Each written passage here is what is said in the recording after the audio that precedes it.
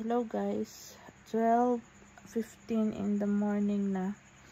Kauuwi lang namin galing ospital. So, sad to say, nagkaroon ng accident.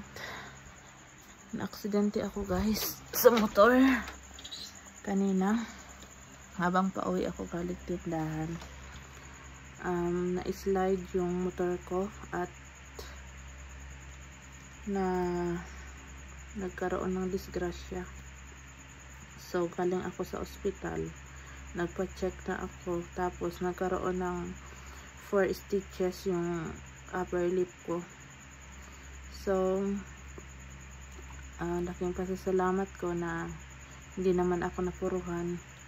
Okay na lang yan kahit nagkaroon ako ng stitches. So at mayroon akong mga gasgas sa tuhod dito at sa magkabilang tuhod.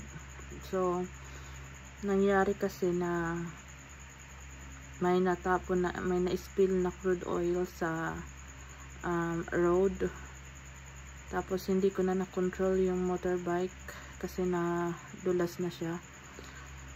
So nag-brake ako, tapos yun, nabasag yung helmet ko. Buti na lang at naka-helmet ako. So yun, kahit naka-helmet ako, nabasag yung visor kasi half lang ang helmet ko. So yun, nung nabasag, ito yung tumama yung nguso ko. So nagkaroon siya ng 4 na kasi bumuka talaga yung nguso ko guys. Nagkaroon siya ng 4 na tahi. Tapos dito at mga dito may mga gasgas pa ako. So yun. So kahit anong pag-iingat, pag-abutan talaga ng malas,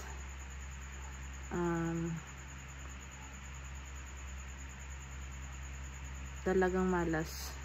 So salamat nga pala sa mga tumulong sa amin sa Banda Mapaniki. Maraming salamat. Yung iniwanan ko ng motor ko, maraming salamat po sa mga rumisponde. Thank you so much po sa inyong lahat dyan, yung mga residente na Mapaniki. Maraming salamat. Mapaniki pa ba yun? Basta banda sa may kampo. Thank you so much. So bukas babalik ako sa ospital for follow-up check-up. Tapos ito, may mga gasgas din ako dito. Hindi ko na ipapakita kasi bawal ang may mga So yun lang, nag-update lang ako sa inyo guys.